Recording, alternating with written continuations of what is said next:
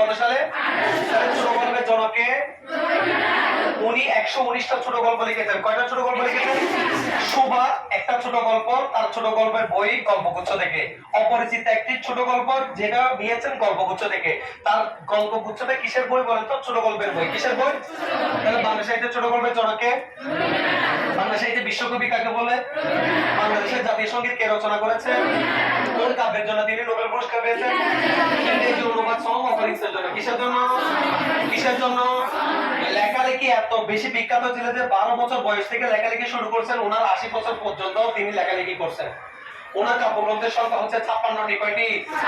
প্রথমটার নাম হচ্ছে বনফুল, শেষটার নাম হচ্ছে শেষ লেখা। কি কি বলেন তো? উপন্যাস লিখেছেন 12টি। কয়টি? প্রথমটার নাম হচ্ছে গোটাকুরানির হাট, শেষটার নাম হচ্ছে শেষের কবিতা। কি কি বলেন তো? নাটক লিখেছেন 29টি। কয়টি? প্রবন্ধের বই লিখেছেন 13টি। কয়টি লিখেছেন? গান লিখেছেন 2232টি। কয়টি? এখনো তার গানগুলো দিয়ে শেষ করা যাচ্ছে। রবীন্দ্রনাথ এমন একটা মানুষ ছিলেন যিনি নাটক লিখেছেন, নাটকে অভিনয় করেছেন, নাটক পরিচালনা করেছেন, গান লিখেছেন, গানে সুর দিয়েছেন, গান গেয়েছেন, আবার ছবি এঁকেছেন, শিল্প রচনা করেছেন, সাহিত্য রচনা করেছেন। সেজন্য রবীন্দ্রনাথকে বলা হয় বাংলা সাহিত্যের প্রথম সব্যসাচী লেখক। কি লেখক? বাংলা সাহিত্যকে আরো 500 বছর আগে দিলেন কে? রবীন্দ্রনাথ। এবার দ্বিতীয় ব্যক্তি, চতুর্থ পঞ্চম ব্যক্তিটার নাম কি? আরেক লেভেলে উনাকে বলা হয় অপরাজেয় কথা শিল্পী। কি বলা হয়?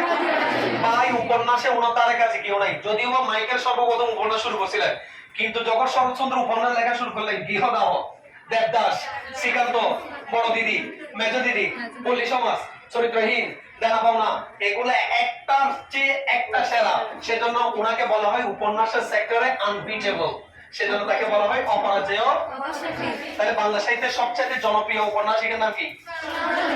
যদিও বা উপন্যাসের জনককে, উপন্যাসের জনককে, আধুনিক কবিতার জনককে, প্রথম সার্থক নাটকের জনককে, ছোট গল্পের জনককে, জনপ্রিয় উপন্যাসিক কে? তৃতীয় ব্যক্তিটার নাম হচ্ছে নজরুল। আরেক স্যার ভাই ডাইরেক্ট ভিন্ন দিকে হেঁটেছেন। উনি কি বলতেছেন? মম এক হাতে বাঁকা বাঁশের বাঁশেরই, আরেক হাতে রণতুর্য।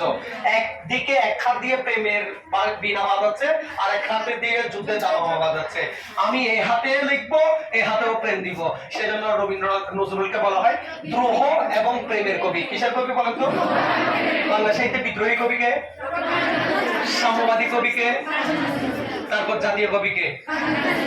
ওনার লেখালেখি শুধু কাব্যগ্রন্থে সীমাবদ্ধ ছিল না। প্রথম কাব্যগ্রন্থের নাম হচ্ছে অগ্নিবীণা। নাম কি রে? এবার বলেন। বিশের বাসী, দোলন চাপা, সাম্যবাদী, চক্রবাক, সর্বহারা, সিন্ধু হিন্দু, বাংলার গান, এগুলো হচ্ছে কবিতার বই। উনি কবিতার বই লিখেছেন, আবার উপন্যাস লিখেছেন। বলেন কোহেলিকা, মৃত্যুকোদা, বাদলহারা, এগুলা কি? উপন্যাস। এগুলা কি? নাটকও লিখেছেন। বলেন ঝিলমিল, আলেয়া, মধুমালা, পুতুলের বিয়ে, নাটক কয়টা লিখেছেন? আবার বিভিন্ন ভাষা অনুবাদ করেছেন, গজল লিখেছেন, নাচ লিখেছেন, গান লিখেছেন, সবকিছু দিয়ে নজরুল সেরা। উনি এমন কলমটা এমন ছিল যে যেখানে অন্যায় দেখেছে, অত্যাচার দেখেছে, সেখানে কার কলম চলতেছে?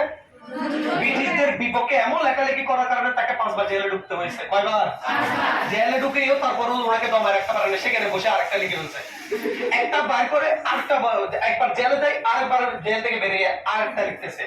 এই মানুষটাকে বলতেছে আমি সেই দিন হব শান্ত, যবে উৎপীড়িতের ক্রন্দন রোল আকাশে বাতাসে ধরিবে না, অত্যাচারীর খড়গ কৃপান ভীম রণভূমি রণিবে না, বিদ্রোহী রণক্লান্ত, আমি সেই দিন হব শান্ত। যখন দেখবো যে আমার দেশের একটা মানুষও আর অত্যাচারিত হচ্ছে না, সেই দিন আমি নজরুলের কলমটা এমনি থেমে যাবে। এর আগে আমি নজরুলের কলম কখনো থামবে। মম এক হাতে বাঁকা বাঁশের বাঁশরি, আর এক হাতে আমার এক হাতে বাঁকা বাঁশের বাঁশরি, সবাইকে আমি মোহিত করে রাখবো। আর এক হাতে যুদ্ধের অস্ত্র আছে, অন্যায় অত্যাচার দেখলে মনে থাকবে। তাহলে বিদ্রোহী কবিকে